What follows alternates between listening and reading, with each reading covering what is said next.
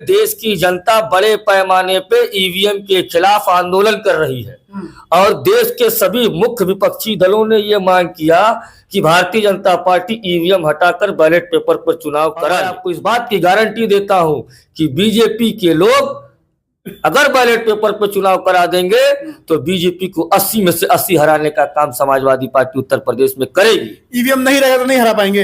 EVM में BJP की पूरी तरीके से मिली भगत है। लोकसभा के चुनावी यात्रा में आज हमारे साथ एक खास मेहमान मौजूद है, नाम है सबीर कुरैशी।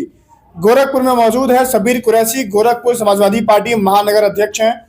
बातचीत करेंगे कि जिस तरह से समाजवादी पार्टी पीडीए के संदेश के साथ, पीडीए फॉर्मूले के साथ लोकसभा का चुनाव, लोकसभा का रण जीतने के मकसद से यूपी में उतर रही है, उस पर सबीर जी क्या सोचते हैं, किस तरह से तैयारी है पार्टी की। काजल निषाद उम्मीदवार घोषित हो चुकी है लोकसभा की, क्या तैयारियां हैं, तमाम मुद्दों पर बातचीत होगी।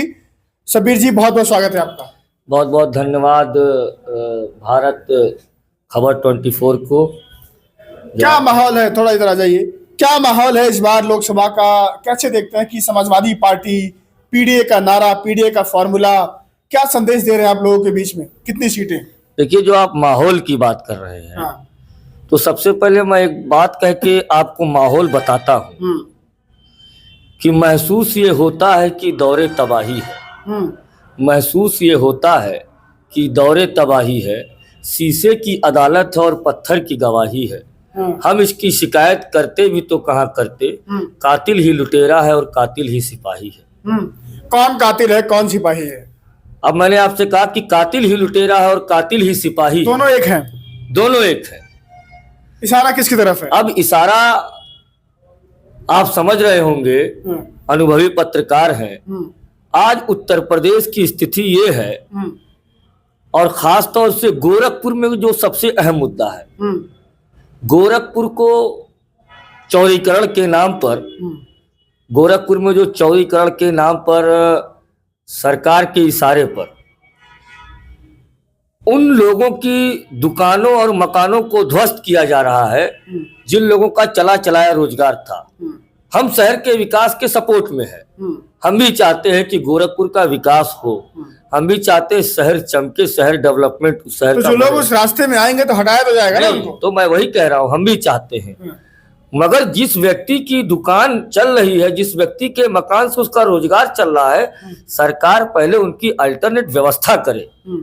सरकार उसको पहले तोड़ रही है, फिर उसके बाद कह रही है कि हम आपको बाद में मुआवजा देंगे। ये मुद्दा बनेगा लोकसभा में। गोरखपुर में कम से कम 5000 ऐसे मकान और बेरोजगार लोग हैं जो सड़क पे घूम रहे हैं। ठेला लगाने वाले की दुकानों को हटा दिया गया, लोगों की दुकानें तोड़ दी गई हैं और सरकार नगर निगम की जमीनों को खाली कराकर, नजूल लैंड को खाली कराकर इसी गोरखपुर के शहर के बड़े बिल्डर जो सरकार से साठ गांठ करके उस पर मल्टीप्लेक्स बनाने का काम कर रहा है। एक बात बताइए, दानिश अंसारी भाजपा सरकार में भी मंत्री हैं, राज्य मंत्री हैं, आरोप लगा रहे हैं, बयान दे रहे हैं कि समाजवादी पार्टी का कोई मकसद नहीं है, कोई दिशा नहीं है, दिशा विहीन पार्टी हो गई है। भारतीय जनता पार्टी में जो दानिश आजाद साहब मंत्री बने हैं, हम उनसे सवाल करना चाहते हैं कि वो किस दिशा में काम कर रहे हैं। भारतीय जनता पार्टी ने मुसलमानों का कोटा पूरा करने के लिए एक व्यक्ति को उत्तर प्रदेश का मंत्री बनाया। दानिश आजाद अंसारी बता दे कि उत्तर प्रदेश में पिछले 7 साल के अंदर जो फर्जी इनकाउंटर हुए हैं, जिसमें अल्पसंख्यक समुदाय के लोग आते हैं, उन फर्जी इनकाउंटरों पे उन्होंने सरकार से सवाल क्यों नहीं किया। दानिश आजाद अंसारी बतावें कि मुसलमानों की तरक्की के लिए, मुसलमानों की अच्छी बेहतरी पढ़ाई के लिए उन्होंने मदरसों में क्या इंतजाम किया है, उन्होंने मदरसों को कितना हाईटेक किया है। देखिए, भारतीय जनता पार्टी सिर्फ मैसेज पास करने की राजनीति करती है, करती कुछ नहीं है। वो दानिश आजाद अंसारी को मंत्री बनाकर सिर्फ मुसलमानों में एक संदेश देना चाहती है कि देखिए हमारा काम है सबका साथ सबका विकास, मगर टोटल ये ढोंग है। और मैं दानिश साहब से एक रिक्वेस्ट करना चाहता हूं कि उत्तर प्रदेश के मंत्री दानिश आजाद साहब आप उस हैसियत के लीडर नहीं हैं कि समाजवादी पार्टी को दिशा दिखा सके और हमारे महबूब नेता के नेतृत्व पर सवाल खड़ा कर सके, क्योंकि आप खुद एक बैसाखी के सहारे राजनीति कर रहे हैं।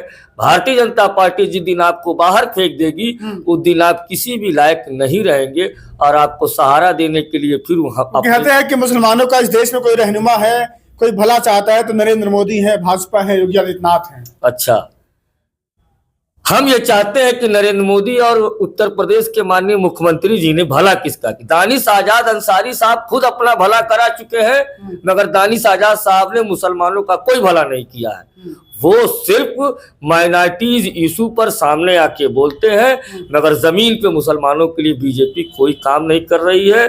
अल्पसंख्यक समाज, बीजेपी राशन दे रही है 80 करोड़ लोगों को, तो क्या मुसलमानों को नहीं मिलता है?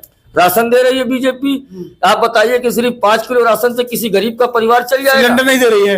क्या आप बताइए, सिलेंडर मिलने से परिवार चल जाएगा? नौकरी कहाँ है? रोजगार नहीं दे रही है। कहाँ ना रोजगार दिया? उत्तर प्रदेश सरकार बताए कितना रोजगार दिया है? लोग पढ़ लिख कर पतौड़ा बेच रहे हैं, लोग पढ़ लिख कर सब्जी बेच रहे हैं, लोग इंजीनियर और डॉक्टर लोग जो हाई एजुकेटेड लोग 15-20 हजार की नौकरी कर रहे हैं।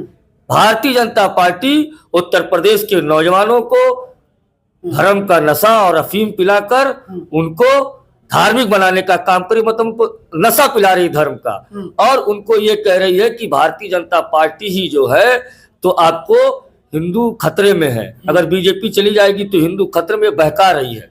मैं नौजवानों से अपील करता हूं, मुझ जैसे नौजवान को राष्ट्रीय अध्यक्ष जी ने गोरखपुर में महानगर अध्यक्ष बनाकर समाजवादी पार्टी ने पूर्वांचल में नौजवानों को संदेश दिया है कि समाजवादी पार्टी में जमीनी स्तर का भी नौजवान महानगर का अध्यक्ष हो सकता है।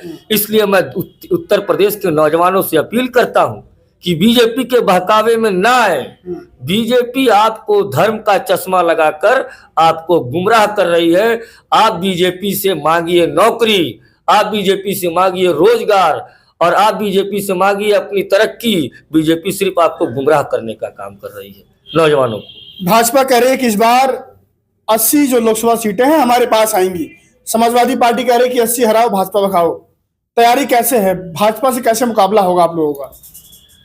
भारतीय जनता पार्टी के हाथ में ईवीएम है, बीजेपी के पास इलेक्शन कमीशन है, बीजेपी के पास प्रशासन है। कब तक कहेंगे आप लोग? देश में बड़े पैमाने पे देश की जनता बड़े पैमाने पे ईवीएम के खिलाफ आंदोलन कर रही है, और देश के सभी मुख्य विपक्षी दलों ने यह मांग किया कि भारतीय जनता पार्टी ईवीएम हटाकर बैलेट पेपर पर चुनाव करा ले, मगर बीजेपी उस पर सुनने के लिए तैयार नहीं है। सुप्रीम कोर्ट के बड़े से बड़े अधिवक्ता सड़क पे संघर्ष कर रहे हैं कि ईवीएम से चुनाव अपना कराइए। मैं आपसे वादा करता हूं और मैं आपको इस बात की गारंटी देता हूं कि बीजेपी के लोग अगर बैलेट पेपर पर चुनाव करा देंगे तो बीजेपी को 80 में से 80 हराने का काम समाजवादी पार्टी उत्तर प्रदेश में करेगी। ईवीएम नहीं रहेगा तो नहीं हरा पाएंगे। ईवीएम में बीजेपी की पूरी तरीके से मिली भगत है, और भारतीय जनता पार्टी विपक्ष के लोगों की बात को नहीं सुन रही है, विपक्ष की आवाज को दबा रही है। हम समाजवादी पार्टी के लोग मांग करते हैं कि अगर उनके अंदर दम है, अगर वो निष्पक्ष चुनाव कराना चाहते हैं, तो समाजवादी पार्टी मांग कर रही है कि ईवीएम हटाकर बैलेट पेपर पर चुनाव